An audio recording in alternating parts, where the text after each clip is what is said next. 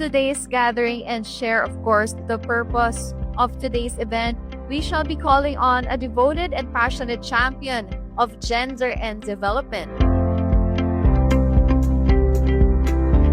Violence against women is one of the most pernicious of all gender issues. It is one of the most difficult to defeat because it is invisible, because it is silent, because its roots run so deep. We need to put all our efforts and power together to uproot it.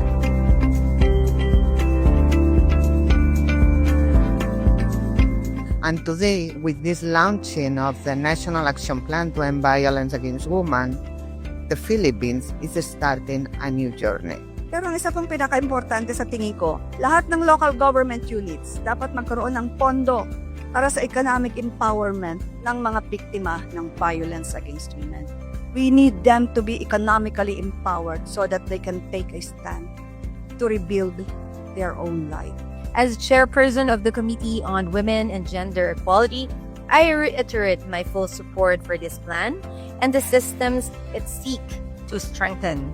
I'm proud to share that UNFPA is standing shoulder to shoulder with the Philippine Commission on Women. We are supporting the development of a costed implementation plan and a robust monitoring and evaluation framework. The UN stands with all of you as a committed partner on this journey, working hand in hand with the Philippines to ensure that gender equality does not remain a principle or aspiration, but a lived reality. Together, we can shape a future where women and children live without fear, and where every right is protected with consistency and purpose.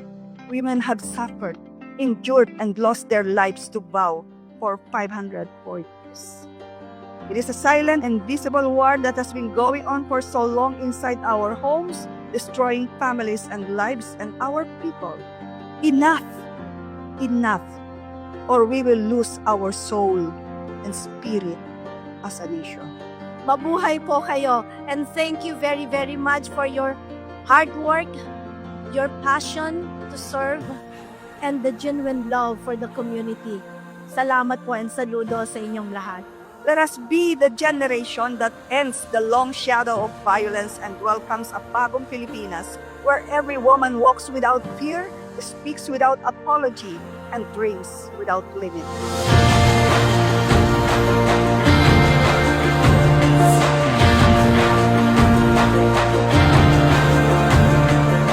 Together, we will build a future where every woman and girl can live free from fear. Sama-sama po natin abutin ang ating magandang bukas sa bagong Pilipinas. Maraming salamat po.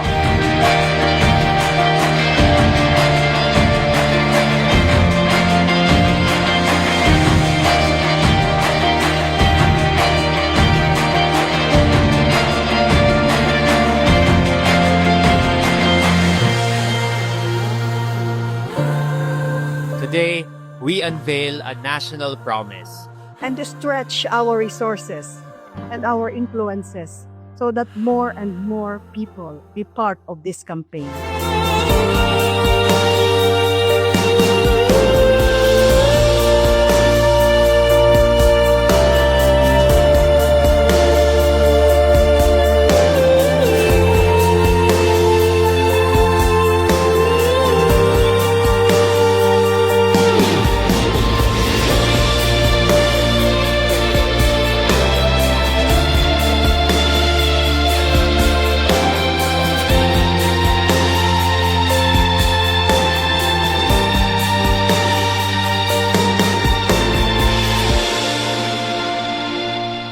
Maraming salamat po at mabuhay po ang bawat isa. God bless everyone.